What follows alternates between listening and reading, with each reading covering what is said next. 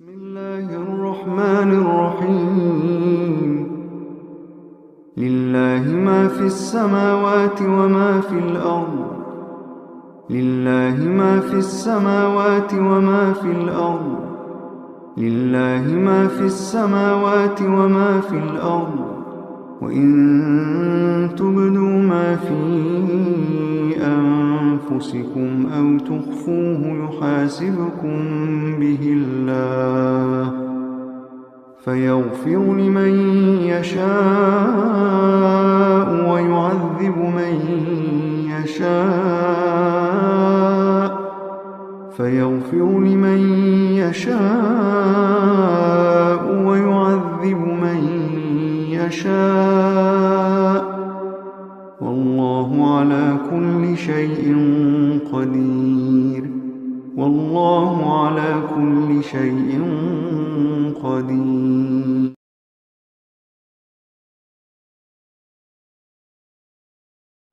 الحمد لله نحمده ونستعينه ونستغفره ونؤمن به ونتوكل عليه ونعوذ بالله من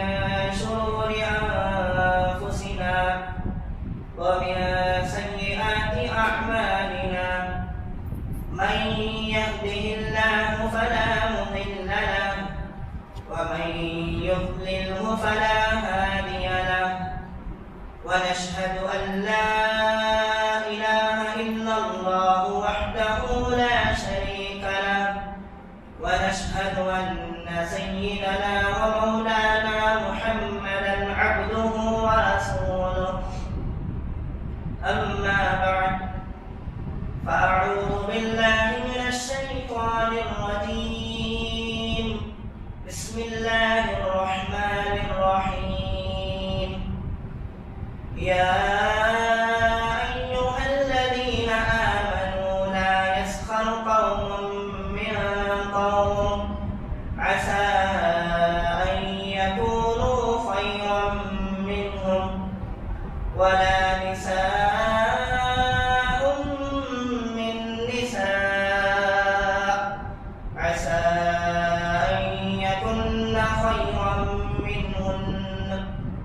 وقال الله تبارك وتعالى فألهمها فجورها وتقواها صدق الله العظيم. وقال النبي صلى الله عليه وسلم من لم يضمن لي ما بين لحييه وما بين رجليه أضمن له الجنة أو كما قال عليه الصلاة والسلام. سامعین کرام، حاضرین مجلس، بزرگان محترم اور نوجوانان اسلام، اللہ رب العزت نے ساری دنیا کو پیدا فرمایا اور تمام مخلوقات اللہ کی بنائی ہوئی ہیں. ان تمام مخلوقات میں اللہ رب العزت نے انسان کو سب سے خوبصورت بنایا اور قرآن مجید میں اس کا تذکرہ فرمایا لقد خلقنا الانسان فی احسن تقویم کہ ہم نے انسان کو سب سے خوبصورت بنایا. اور نیز اللہ رب العزت نے انسان کو مختلف اعضاء عطا فرمائے اور یہ انسان مختلف اعضاء کا مجموعہ ہے. انسان اگر ان اعضاء کو سنوار لے تو انسان سنور جاتا ہے، اگر انسان اپنے اعضاء کو بگاڑ لے تو انسان بگڑ جاتا ہے، اور اگر انسان اپنے اعضاء کو سنوار کر اسے نیک اعمال پر لگا لے تو یہی اعضاء اسے جنت میں لے جانے کا سبب بنے گی، اور اگر یہی اعضاء کو اس نے بگاڑ دیا اور اللہ کے نافرمانیوں پر اس کو استعمال کیا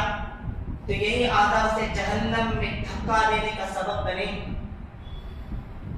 انہی اعضاء میں سے اللہ رب العزت نے ہم سب کو ایک چھوٹا عضو زبان کی شکل میں دیا. عربی کا مقولہ ہے اللسان جرمہ صغیر و جرمہ کبیر، کہ انسان کی زبان یہ جسامت اور باڈی کے لیول سے چھوٹی ہیں، لیکن اس سے ہونے والے اعمال، اس سے ہونے والے برائیاں، اس سے ہونے والے جرم یہ بڑے ہیں۔ بتائے انسان کے جسم کا ایک چھوٹا سا ٹکڑا، لیکن یہی زبان اسے جہنم میں لے جائے گی۔ اور آج اگر ہمارے معاشرے میں اور ہمارے اس علاقے میں بلکہ ساری دنیا میں اگر طاہرانہ نظر ڈالیں تو ہمیں لاکھوں میں یا کروڑوں میں یا اربوں میں کوئی ایک انسان ایسا نہیں ملے گا جس نے اپنی زبان کی حفاظت کی ہو اور زبان کا صحیح استعمال کیا ہو۔ اور زبان کا استعمال کیسے کیا جائے؟ اس زبان کا استعمال کرنا اگر صحیح طریقے سے ہو تو اللہ رب العزت اسی زبان کے بدلے سے جنت دیں گے۔ جیسے کہ ہم مسلمانوں نے اللہ کے ایک ہونے کی گواہی دی، اور اگر ہم نے ساری زندگی کسی عمل کو نہ بھی کیا تب بھی اللہ رب العزت سے اس بات کی امید ہے کہ اللہ رب العزت ہمیں اس کلمے کی بدولت جنت میں داخلہ فرمائے۔ اور ایک کافر ہے جس نے اپنی ساری زندگی کفر میں گزار دی، جس نے ساری زندگی اللہ کی نافرمانی اور اللہ کو ٹھکرا کر اللہ کا انکار کرتے ہوئے گزار دی۔ اگر وہی آدمی آخر عمر میں جس نے 70 سال زندگی اللہ کی نافرمانی میں گزاری، اب اس نے اپنی اسی زبان سے جو اس نے اس زبان سے غیر اللہ کا نام لے کر گزارا تھا، اگر اللہ کے ایک ہونے کی گواہی دے دی، اللہ کے ایک ہونے کا اقرار کر لیا اور اللہ کے ایک ہونے کی شہادت دے دی اور دل کے یقین کے ساتھ کلمہ لا الہ الا اللہ پڑھ لیتا ہے، تو اللہ رب العزت اس ایک کلمے کی اہمیت اور قدر اس طرح فرماتے ہیں کہ اس کی 70 سالہ زندگی کے گناہوں کو اور نافرمانی کو معاف فرما دیتے ہیں۔ بلکہ یہی نہیں، میرے پیارے نبی صلی اللہ علیہ وسلم نے ارشاد فرمایا کہ جب یہی بندہ کلمہ پڑھ لیتا ہے تو فوراً ایک فرشتہ اس کے کلمے کو لے کر اللہ کی بارگاہ میں جانے کے لیے آسمانوں پر چڑھ جاتا ہے۔ اور ابھی یہ راستے میں ہی ہوتا ہے کہ اوپر سے آنے والا اوپر سے ایک فرشتہ اسے دکھائی دیتا ہے، تو نیچے والا فرشتے اور اوپر سے نیچے آنے والے فرشتے، ان دونوں کی آپس میں ملاقات ہو جاتی، تو اوپر والا فرشتہ نیچے والے فرشتے سے پوچھتا ہے کہ تم کہاں جا رہے ہو؟ تو نیچے والا فرشتہ کہتا ہے کہ فلاں بندہ کافر تھا، فلاں بندہ نافرمان تھا، لیکن آج اس نے اللہ کے ایک ہونے کی گواہی دے دی، تو اس کے اس بول کی حفاظت کرتے ہوئے اس کلمے کو لے کر میں اللہ کی بارگاہ میں جا رہا ہوں تاکہ اللہ پاک اس کے کچھ فیصلے اس کے حق میں خیر کے فیصلے فرمائے۔ پھر جب یہ فرشتہ اپنے پاس مکمل کر چکا تو اس نیچے والے فرشتے نے اب اوپر آنے والے فرشتے سے پوچھا کہ تمہارا نیچے جانے کا کیا مقصد ہے؟ تو اوپر والا فرشتہ کہتا ہے کہ جس بندے کا کلمہ لے کر تم اللہ کی بارگاہ میں جا رہے ہو، میں اسی بندے کے لیے اللہ کے یہاں سے مغفرت کا پیغام لے کر دنیا میں جا رہا ہوں۔ تو یہ اللہ رب العزت ہیں جو اپنے بندے کی زبان سے نکلے ہوئے ہر کلمے، ہر بول اور ہر لفظ کی اہمیت اور قدردانی کرتے ہیں۔ بلکہ یہی نہیں، اگر اس نے ساری زندگی گناہ بھی کی، اللہ سے توبہ طائب ہو گیا، اللہ سے معافی مانگ لی، تو روایتوں میں آتا ہے کہ پیارے نبی صلی اللہ علیہ وسلم نے ارشاد فرمایا کہ اللہ رب العزت اس کے وہ گناہ جو فرشتوں نے اس کے نام اعمال میں لکھے تھے ان تمام کو مٹا دیتے ہیں، اور فرشتوں کی ذہن سے بھی اور فرشتوں کی یادداشت سے بھی ختم فرما دیتے ہیں۔ یہ اللہ رب العزت کی شان ہے کہ ہمارے زبان سے نکلے ہوئے ہر بول، ہر لفظ کی اللہ تبارک تعالیٰ قدردانی کرتے ہیں۔ اور اگر یہی زبان کا اگر ہم نے غلط استعمال کیا، اسی زبان کو ہم نے اللہ کی ناراضگی کے لیے استعمال کیا، تو یہی زبان ہمیں جہنم میں لے جانے کا ذریعہ بنے گی اور سبب بنے گی۔ اس لیے اللہ رب العزت نے قرآن پاک میں سورہ حجرات میں ایک آیت نازل فرمائی، یا ایھا الذین آمنوا سے، مجھے اور آپ میں سے ہر ایک سے، بلکہ دنیا کائنات میں موجود ہر مومن سے خطاب کرتے ہوئے ارشاد فرماتے ہیں کہ اے ایمان والو۔ اور قرآن مجید میں اللہ رب العزت نے 90 سے ایک کم یعنی 89 ٹائمز مسلمانوں اور مؤمنوں کو خطاب فرمایا ہے یا ایھا الذین آمنوا سے، لیکن سورہ حجرات کی آیت میں اللہ رب العزت نے ایک عجیب انداز اختیار فرمایا کہ اللہ یا ایھا الذین آمنو اے ایمان والوں کہہ دیتے تو کافی ہو جاتا، لیکن زبان کا غلط استعمال اتنا بڑا گناہ ہے، اتنا بڑا گناہ ہے کہ اللہ رب العزت کو خصوصیت کے ساتھ خاص طور پر اللہ رب العزت نے انسانوں کی ذکر فرما کر اس برائی سے روکنا چاہا اور فرمایا لا یسخر قوم من قوم عسا، کہ کوئی فرد، کوئی جماعت، کوئی قوم کسی دوسرے فرد کی، کسی دوسرے جماعت کی، کسی دوسری قوم کی غیبت نہ کرے، کسی کی برائی بیان نہ کرے، کسی کی عیب بیان نہ کرے، کسی کی دل آزاری کی باتیں نہ کرے، کسی کی جگر خراشی کی باتیں نہ کرے، کسی کے دل کو پھاڑ اور چیر کر رکھ دینے والی باتیں نہ کرے، اور اللہ کا یہ کہہ دینا بھی کافی ہو جاتا، لیکن اللہ رب العزت نے چونکہ یہ وبا عام ہے، یہ وبا اور بیماری عام ہے، اور مرد حضرات کچھ گناہ وہ ہوتے ہیں جو صرف مرد حضرات میں پائے جاتے ہیں، کچھ گناہ وہ ہوتے ہیں جو صرف عورتوں میں پائے جاتے ہیں، لیکن اس وبا، اس بیماری اور گناہ کے عام ہونے کی وجہ سے اللہ رب العزت نے یہاں مردوں کے تذکرے کے ساتھ خاص طور پر عورتوں کا تذکرہ فرمایا وَلَا نِسَاءٌ مِّن نِسَاءٍ، کہ کوئی عورت کسی دوسری عورت کی تصدیق نہ کرے، اس کی بے عزتی، اس کی بے احترامی، اس کی بے ادبی کی بات نہ کرے، اس کی جگر خراشی کی، اس کو دل پہنچانے والی بات نہ کرے۔ یہ اللہ رب العزت نے خصوصیت کے ساتھ کیوں فرمایا؟ اللہ کے پیارے نبی صلی اللہ علیہ وسلم نے ارشاد فرمایا، حضرت معاذ رضی اللہ عنہ سے، حضرت معاذ جوہنی رضی اللہ عنہ کون ہیں؟ صحابہ میں سب سے بڑے کبار صحابہ میں شمار کیے جاتے ہیں۔ حضرت اللہ کے پیارے نبی سے خطاب فرماتے ہوئے کہتے ہیں، اور معاذ رضی اللہ عنہ کون ہیں؟ وہ ان صحابیوں میں سے ہیں جن سے اللہ کے پیارے نبی بے حد محبت کرتے تھے، اور قیامت کے دن علماء کا جھنڈا جن کے ہاتھوں میں ہوگا وہ حضرت معاذ رضی اللہ عنہ ہے، اور جو علماء کے علم بردار ہوں گے ان کے علم و عمل کا کیا کہنا، ان کی فہم و فراست کا کیا کہنا، اور ان کے مقام و مرتبے کے کیا جواب ہے، مگر اللہ کے پیارے نبی صلی اللہ علیہ وسلم ان کو خاص طور پر تلقین فرماتے ہیں اور تاکید فرماتے ہوئے خطاب کرتے ہیں، یا معاذ، یا معاذ، کیا میں تمہیں دین کا خلاصہ نہ بتاؤں؟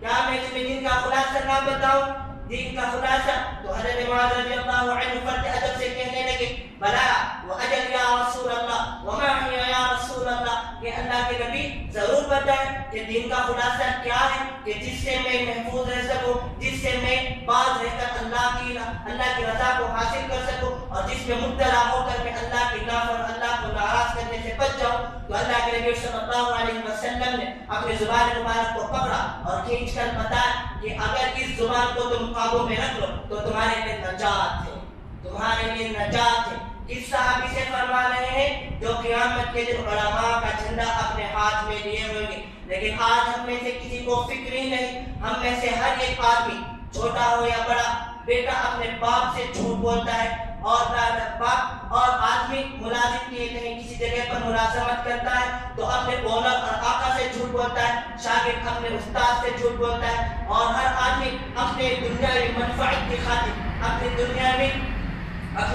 چین و سکون کی خاطر، اپنی تھوڑی سی لذت کی خاطر جھوٹ کے تار لگانے لگ جاتا ہے، اور انسان کو اتنا بھی احساس نہیں ہوتا کہ میرے اس جھوٹ کی وجہ سے اللہ کتنا ناراض ہے، اللہ کے یہاں پکڑ ہوگی۔ حضرت عبد القادر جیلانی رحمۃ اللہ علیہ اپنی کتاب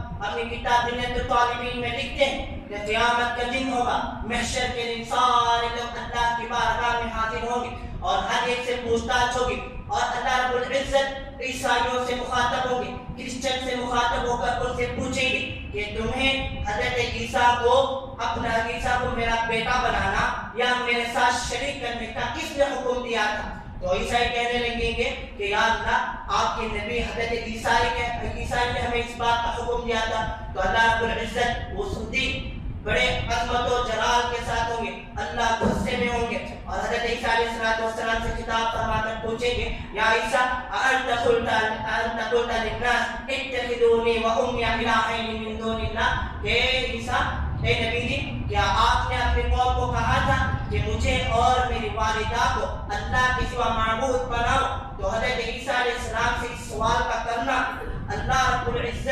غیبت کی وجہ سے حضرت عیسیٰ علیہ السلام کی ہر بات سے خون کے قطرے نکلیں گے. اور جب سچوں کا حال قیامت کے دن یہ ہوگا تو ہم جیسے جھوٹوں کا حال کیا ہوگا, اور ہماری پکڑ اللہ کے یہاں ضرور ہوگی. اسی لیے اللہ کے نبی صلی اللہ علیہ وسلم نے حدیث بیان فرمائی اور ارشاد فرمایا کہ جو آدمی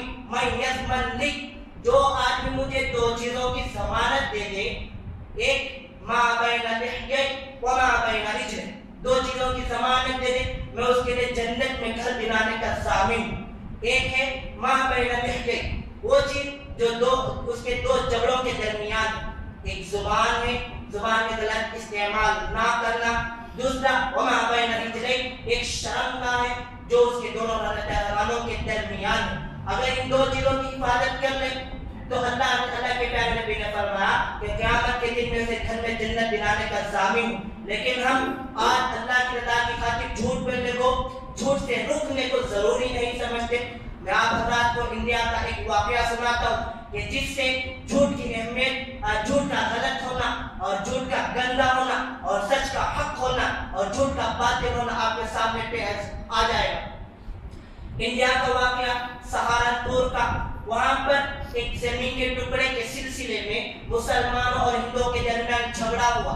اور مسلمانوں کا دعویٰ یہ تھا کہ یہ زمین کا ٹکڑا ہمارا ہے اور ہم اس زمین کے ٹکڑے میں مسجد بنائیں گے, اور ہندوؤں کا دعویٰ یہ تھا کہ یہ زمین کا ٹکڑا ہمارا ہے, ہم اس زمین پر مندر بنائیں گے. بس ان دونوں کی مخالفت اور ان دونوں کا یہ تنازع, ان دونوں کا یہ اختلاف و جھگڑا اس نوبت تک پہنچ گیا کہ قتل و قتال کی نوبت آ گئی. اور وہ انگریزوں کا زمانہ تھا,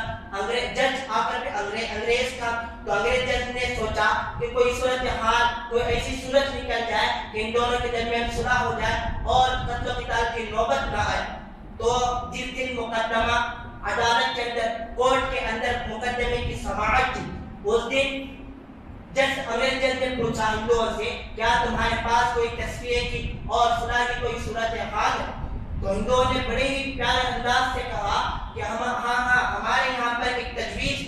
ہم اس تجویز کو پیش کریں گے, البتہ اس عالم کا یا اس مسلمان کا نام آپ کسی اور کو نہیں بتائیں گے. تو ہم ایک عالم دین ہے, اگر وہ آ کر یہ کہتے ہیں کہ زمین کا ٹکڑا مسلمانوں کا ہے تو ہم اس پر بھی راضی ہیں, اور اگر یہ آ کر کہتے ہیں کہ زمین کا ٹکڑا ہندوؤں کا ہے تو ہم اس پر بھی راضی ہیں. بس سماج کی تاریخ آگے بڑھا دی گئی, اور جب یہاں پر مسلمان اور ہندو جج صاحب کے اس فیصلے کو سن کر باہر نکلے تو یہاں پر مسلمان خوشیوں سے جھومنے لگے, کیونکہ مسلمان عالم دین ہے, بظاہر ہے کہ ان کے حق میں فیصلہ دے گا, تو یہ خوشیوں سے جھومنے لگے. اور وہاں پر ہندوؤں کے سارے چہرے مرجھائے ہوئے اور ترش اور کھٹے صورتیں بنائے ہوئے, یہ اپنے جو حکمران تھے, جو مقتدا تھے, ان کی شکل و صورتوں کو دیکھ کر ان کے ساتھ غصے کا اظہار کرنے لگے کہ آپ نے ایک مسلمان کو چنا فیصلے کے لیے, ایک گواہی دینے کے لیے ایک مسلمان کو چنا. ظاہر ہے کہ مسلمان ہے, مسلمان گواہی اسلام مسلمانوں کے حق میں دے گا, مسجد بنوانا چاہے گا, تو آپ نے کس طرح کا فیصلہ کر لیا, کس طرح کی تجویز پیش کی, ہم آپ کی اس بات پر راضی نہیں. بس جج صاحب نے دوسری تاریخ دے رکھی تھی, تو اگلی تاریخ کا جب دن آیا تو لوگوں کی کثیر تعداد عدالت میں اور کورٹ کے اندر آئی, اور وہ عالم دین بھی تشریف لائے. اور جج صاحب نے پوچھا, پہلا سوال پوچھا کہ آپ بتائیں کہ یہ زمین کا ٹکڑا مسلمانوں کا ہے یا ہندوؤں کا. پہلا سوال مسلمانوں کا ہے یا ہندوؤں کا. تو اس عالم باعمل نے کہا اس وقت اگر وہ چاہتے تو جھوٹ بول کر اپنی عزت و مقام و مرتبے کو بھی بڑھا لیتے, اپنی سٹیٹس کو بڑھا لیتے, جب روپے کمانا ہوتا تو روپے پیسہ بھی کما لیتے, لیکن اللہ کی ناراضگی مول لینا ان کو گوارا نہیں تھا. تو انہوں نے بے جھجک کہا کہ یہ زمین کا ٹکڑا ہندوؤں کا ہے, مسلمانوں نے اسے ظلماً اور جبراً قبض کر لیا.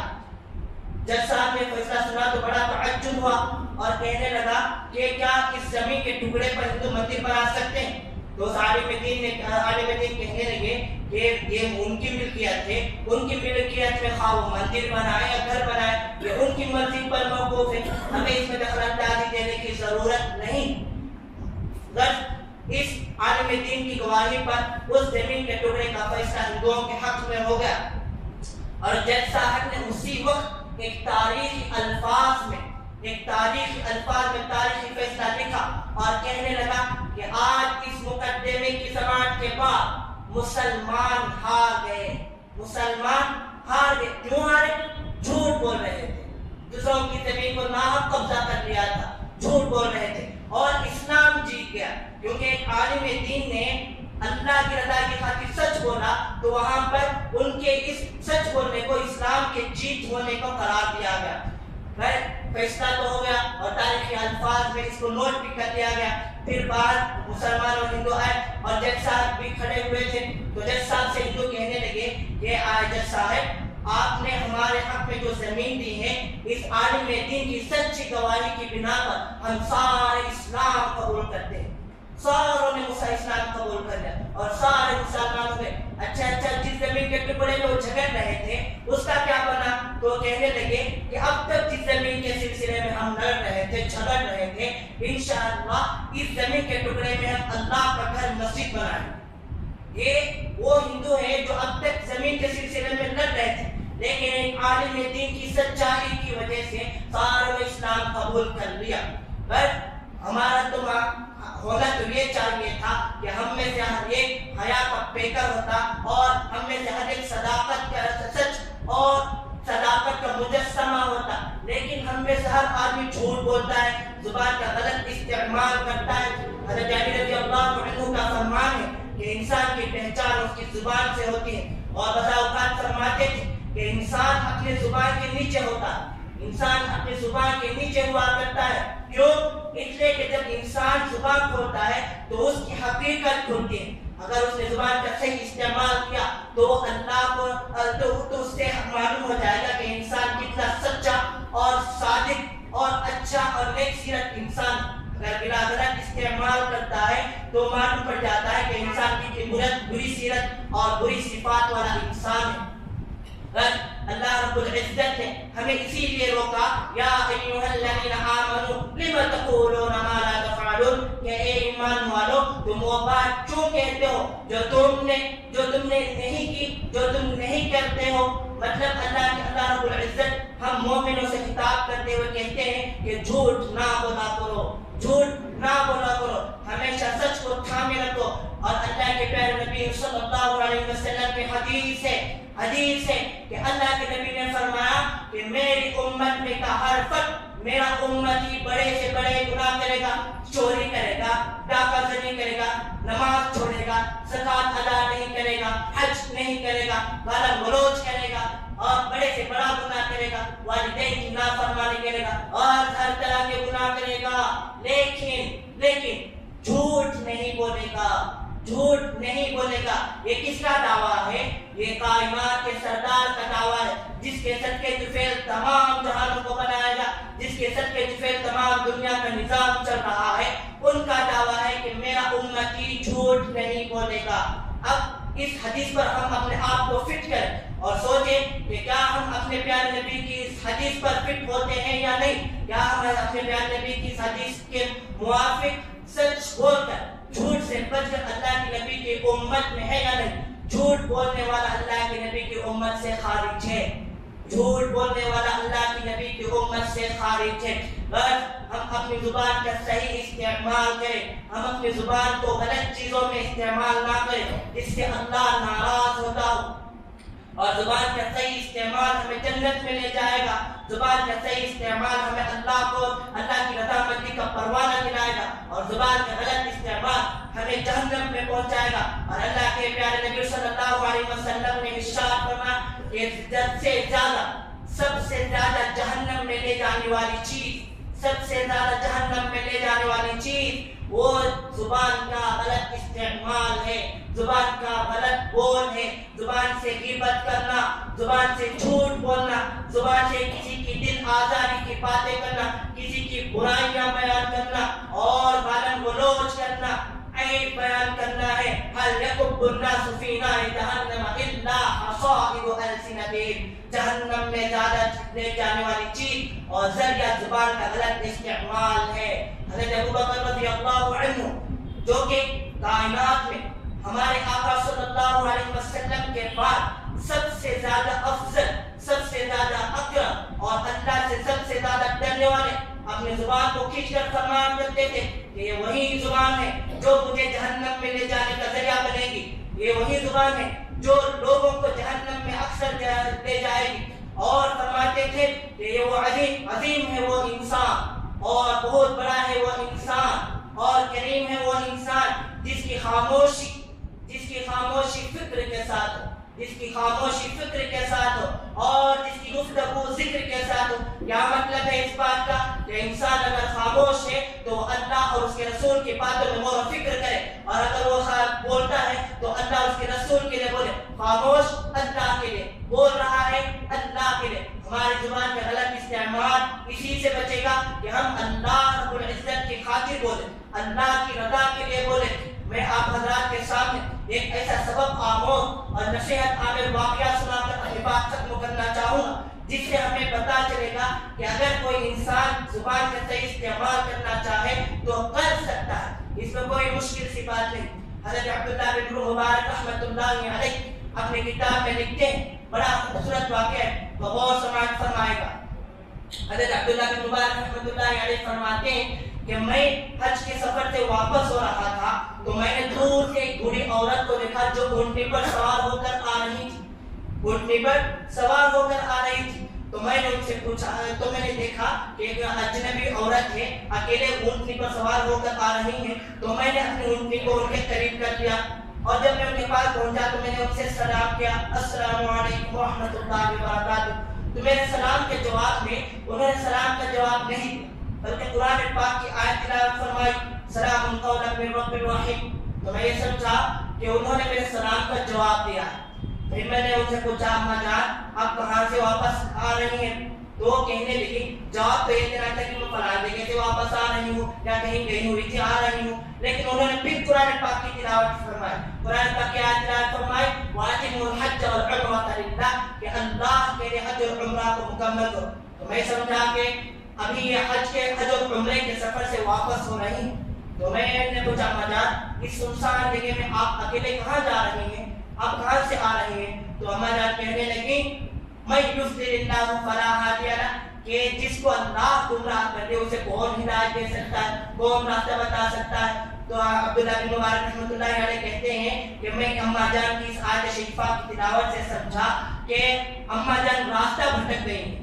اماں جان راستہ بھٹک گئی ہیں۔ پھر میں نے اماں جان سے پوچھا کہ اماں جان کہاں جانا ہے، آپ بتائیں تو میں آپ کی رہنمائی کر دوں۔ تو اماں جان کہنے لگی، ادخلوا مصر ان شاء اللہ آمنین، کہ انہوں نے پھر قرآن پاک کی تلاوت فرمائی۔ تو حضرت عبداللہ بن مبارک رحمۃ اللہ علیہ کہنے لگے، میں سمجھ گیا کہ شہر جانا چاہتی ہیں۔ تو میں کہا کہ اماں جان میں آپ کی رہنمائی کرتا ہوں، میں آپ کا قائد اور گائیڈنس بن کر آپ کے سامنے چلوں گا۔ تو وہ کہنے لگے، وَأَحْسِنُوا إِنَّ اللَّهَ يُحِبُّ الْمُحْسِنِينَ، کہ نیکی کرو اس لیے کہ اللہ نیکی کرنے والوں کو پسند فرماتے ہیں۔ پھر میں اماں جان کو لے کر راستے میں ہو لیا، راستے میں جاتا ہوا کچھ مزہ لگا، کچھ اچھا لگا، تو میں عربی اشعار پڑھنے لگا۔ تو اماں جان نے فوراً مجھے ٹوکا اور کہنے لگی، فَقْرَؤُوا مَا تَيَسَّرَ مِنَ الْقُرْآنِ، کہ قرآن میں جو تمہیں یاد ہے اسے پڑھ لو، حضور تعالیٰ میں گفتگو سے کیا فائدہ؟ تو میں سمجھ گیا کہ اماں جان مجھے ڈانٹ رہی ہیں کہ قرآن کی تلاوت کے بجائے حضور تعالیٰ نے اشعار میں اپنا وقت گزار رہا ہوں۔ پھر اس کے بعد میں آگے اور چلا تو امی جان سے پوچھا، امی جان سے پوچھا کہ اماں جان آپ کے گھر والوں کی تفصیلات بتائے کہ میں آپ کو تک پہنچا دوں۔ تو کہنے لگی، لا تسألوا عن اشیاء ان تبد لکم تسؤکم، کہ گھریلو تفصیلات کے بارے میں سوالات نہ کرو۔ تو میں اماں جان کے ساتھ سے پھر سمجھ گیا کہ امی جان گھریلو تفصیلات کے بارے میں بات نہیں کرنا چاہتی۔ پھر ہم اور آگے پہنچے اور شہر کے قریب پہنچے تو میں نے اماں جان سے پوچھا کہ اماں جان آپ کے شہر میں کوئی ہے، کچھ گھر بار یا اولاد یا شوہر کچھ ہے؟ تو پھر قرآن پاک کی تلاوت آیت فرمائے، المال والبنون وزینۃ الحیات الدنیا۔ تو اس آیت شریفہ سے میں سمجھا کہ شہر میں اس اماں جان کے اولاد اور گھر بار ہیں، اس شہر میں اماں جان کے اولاد اور گھر بار ہیں۔ تو میں نے اماں جان سے پوچھا، اماں جان آپ کے بیٹوں کے نام تو بتائیں تاکہ میں ان کو بلا کر آپ سے ملاقات کروا دوں۔ تو پھر اماں جان قرآن پاک کی تلاوت وَإِبْرَاهِيمَ وَإِسْمَاعِيلَ وَإِسْحَاقَ، کہ اس آیت شریفہ کی تلاوت سے حضرت عبداللہ بن مبارک رحمۃ اللہ علیہ کہنے لگے کہ میں نے یہ سمجھا کہ اما جان ان تینوں ناموں سے اپنے بیٹوں کے نام مراتے رہیں۔ پھر میں نے آگے تھوڑا بڑھا تو دیکھا کہ حج کا ایک قافلہ، حج کی ایک جماعت ایک جگہ پر پڑاؤ ڈالی ہوئی ہے، تو وہاں پہنچ کر میں نے ان تینوں کے نام بلائے تو تین نوجوان بڑے خوبصورت چہرے والے، ترو تازہ اور روشن چہرے والے دوڑتے ہوئے آئے، گویا کہ وہ بہت دیر سے اپنی اما جان ہوئی کو ڈھونڈ رہے تھے۔ پھر اما جان کے پاس پہنچے تو جب والدہ محترمہ اور ان کے تین بیٹوں میں آپس میں ملاقات ہوئی تو دونوں ہوئے خوش و خرم ہوئے۔ پھر جب میں جانے لگا تو اما جان نے اپنے بیٹوں کو اشارہ کرتے ہوئے قرآن پاک کی اور آیت تلاوت فرمائی، وَيُطْعِمُونَ الطَّعَامَ عَلَىٰ حُبِّهِ مِسْكِينًا وَيَتِيمًا وَأَسِيرًا، کہ اس آیت شریفہ کا مطلب حضرت عبداللہ بن مبارک رحمۃ اللہ علیہ کہنے لگے کہ میں اس آیت شریفہ سمجھا کہ مہمان نوازی کے لیے کہہ رہی ہوں، تو تینوں لڑکے دوڑتے ہوئے گئے اور پھل اور فروٹ جو بھی میسر تھا لا کر ان کی خدمت میں پیش کی، اور جب میں نے ان چیزوں کو کھانے سے معذرت کی، کھانا نہیں چاہا، تو اما جان کہنے لگی انما نطعمکم لوجہ اللہ لا نرید منکم جزاء ولا شکورا، یہ ہمارا کھانا اور پلانا اللہ کی رضا کے لیے ہے، اللہ کی رضا کے لیے، تم سے کسی اجر یا کسی اور عوض کا مطالبہ نہیں کر رہے ہیں۔ اور میں ہکا بکا رہ گیا اور میرے دل میں خیال یہ آ رہا تھا اور میرے دل میں سوال یہ کھٹک رہا تھا کہ اما جان میری ہر بات پر قرآن پاک کی تلاوت سے اور قرآن پاک کی آیت سے جواب دے رہی ہیں، تو میں نے ان کے تین بیٹوں کو الگ سے بلوا لیا اور ان سے پوچھا کہ یہ کیا ماجرا ہے کہ آپ کے اما جان میری ہر سوال کے جواب میں قرآن پاک کی آیت تلاوت کرتی ہیں، اس کا راز تو بتائیں۔ تو تینوں نوجوان کہنے لگے کہ یہ ہماری اما جان ہیں، یہ قرآن پاک کی حافظہ ہے، کیا ہے؟ قرآن پاک کی حافظہ اور حدیث کی عالمہ، اور ان کے دل میں اللہ کا ڈر،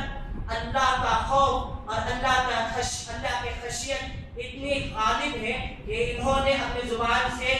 سوائے قرآن کسی دوسری چیز کے ادا کرنے کو چھوڑ دیا ہے، اور یہ معمول صرف ایک ہفتے یا ایک مہینے یا ایک سال یا 10 سال کا نہیں، 20 سال سے ان کا یہی معمول ہے۔ اس عورت کا کتنے سال سے؟ 20 سال سے صرف قرآن کی آیات ہی سے وہ بات چیت کرتے ہیں، اور کس وجہ سے؟ تو اما جان کہنے لگتی ہیں کہ مجھے ڈر ہے کہ اللہ قیامت کے دن مجھے ہر کلمے پر، ہر بات پر میری پکڑ نہ کر لے اور میں اللہ کے سوال کا جواب نہ دے سکوں۔ لیکن آج ہم میں سے جب زبان کھلتی ہے تو فٹ ہر چیمی گویا تو ہوتی رہتی ہے، غیبت، گندی باتیں اور ایک دوسرے کی برائی کرنا۔ میرے ایک ساتھی بتا رہے تھے اور ہم پتہ ہی نہیں لگتا کہ جس کی برائی کی جا رہی ہے اس کی کتنی دل آزاری ہو رہی ہے، اور اگر ہم کسی کی دل نوازی نہیں کر سکتے تو کسی کی دل آزاری بھی نہیں کرنی ہے۔ تو میرے ایک ساتھی بتا رہے تھے کہ جب وہ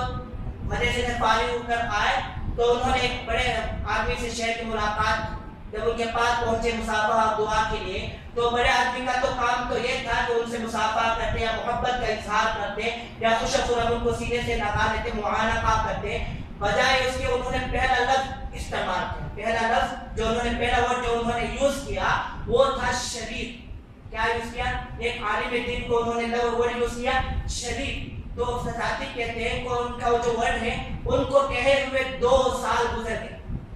شریف جو لفظ ہے وہ لفظ یوز کر کے انہوں نے 2 سال ہو گیا، لیکن آج بھی اس ورڈ کی جو تکلیف مجھے دل میں ہوتی ہے، جب بھی مجھے یاد آتا ہے مجھے دل میں تکلیف ہوتی ہے اور ان صاحب کا چہرہ میرے سامنے آتا ہے۔ ہم بتائیں کسی لفظ کو زبان سے نکال دیتے ہیں، کسی کی دل کی تکلیف پہنچانا، کسی کے دل میں کیا گھٹن ہو رہی ہے، کسی کو کتنی تکلیف ہو رہی ہے، اس کا ہمیں احساس ہی نہیں ہے۔ اس لیے اللہ کے پیارے نبی صلی اللہ علیہ وسلم نے ارشاد فرمایا ہے کہ اگر کعبے کی دیوار کو گرا دیا جائے اور کعبے کے دیوار پر لگے ہوئے غلاف کعبہ کو چاک کر دیا جائے، اس سے زیادہ بڑا گناہ یہ ہے کہ کسی مؤمن کا دل دکھایا جائے۔ تو میرے بھائی، اب ہمیں اپنی زبان کی حفاظت کرنا ہے، اور اس زبان کی حفاظت ہوگی تو ہمارا دل صاف ہوگا، اس لیے کہ زبان میں جو چیزیں یوز کریں گے وہ دل میں بسے گی، اور دل گندا ہوگا تو اللہ کی محبت دل میں نہیں آئے گی۔ یہ ماہ شعبان کا مہینہ ہے، اور شعبان کی 3 یا 4 تاریخ آج ہے، اور اس کے بعد کا مہینہ رمضان ہے۔ اگر اس مہینے میں ہم اپنی زبان کی حفاظت کریں، زبان پر لگام لگا لیں، تو ہمارا دل صاف ہوگا، اور انشاءاللہ ثم انشاءاللہ شعبان ختم ہونے سے پہلے ہمارا یہ دل صاف ہو جائے گا، اور جب دل صاف ہوگا اور رمضان میں شیطان بھی قید ہو جائیں گے اور شیطانی اور نفسی خیالات بھی بند ہو جائیں گے، تو اس وقت اللہ کی محبت کا دل میں آنا آسان ہو جائے گا۔ تو میرے بھائی آج یہیں سے اللہ کی بارگاہ میں دعا گو ہو کر اللہ کے سامنے گریا اور ظاہر کرتے ہوئے اٹھیں اور عزم و ارادہ کرتے ہوئے اٹھیں کہ ہم اپنی زبان کو غلط استعمال نہیں کریں گے، کسی کی دل آزاری کی باتیں اور تکلیف پہنچانے والی باتیں نہیں کریں گے۔ اور دو باتیں ماہ شعبان کے متعلق بیان کر میں اپنی بات کو ختم کر دوں کہ اللہ کے پیارے نبی صلی اللہ علیہ وسلم ماہ شعبان میں رمضان کا اتنا انتظار فرماتے تھے کہ کسی اور مہینے کا انتظار اتنا نہیں فرماتے۔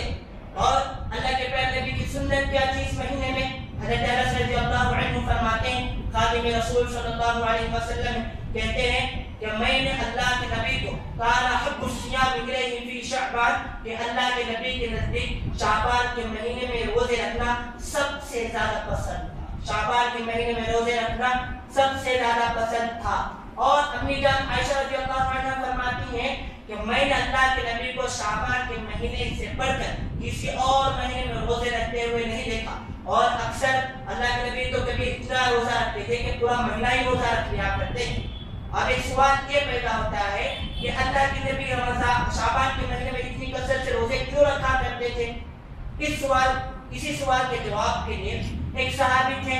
حضرت اسامہ بن زید رضی اللہ عنہ، انہوں نے اللہ کے نبی صلی اللہ علیہ وسلم کی خدمت میں حاضر ہو کر عرض کیا، یا رسول اللہ، اے اللہ کے رسول صلی اللہ علیہ وسلم، میں نے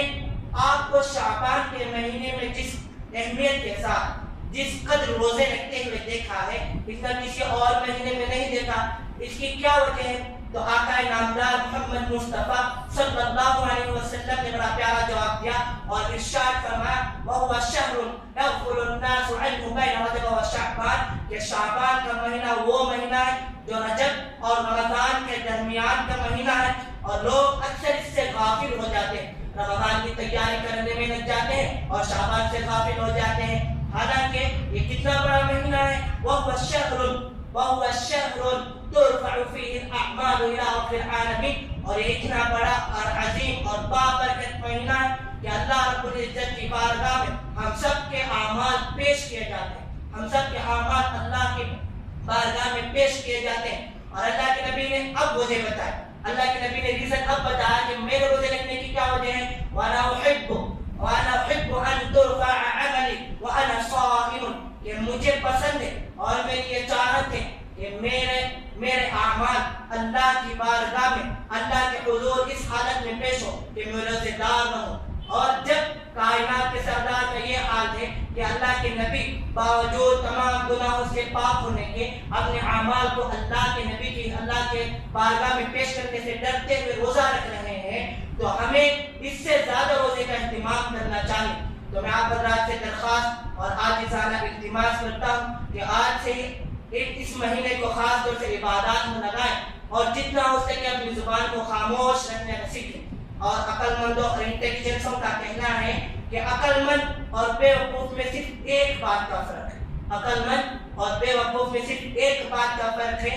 کہ عقل مند جو بھی بات کرتا ہے، جو بھی گفتگو کرتا ہے، جو بھی لفظ اپنی زبان سے نکالتا ہے سوچ کر نکالتا ہے۔ عقل مند ہر بات سوچ کر کہتا ہے، لیکن بے وقوف کہہ کر سوچتا ہے۔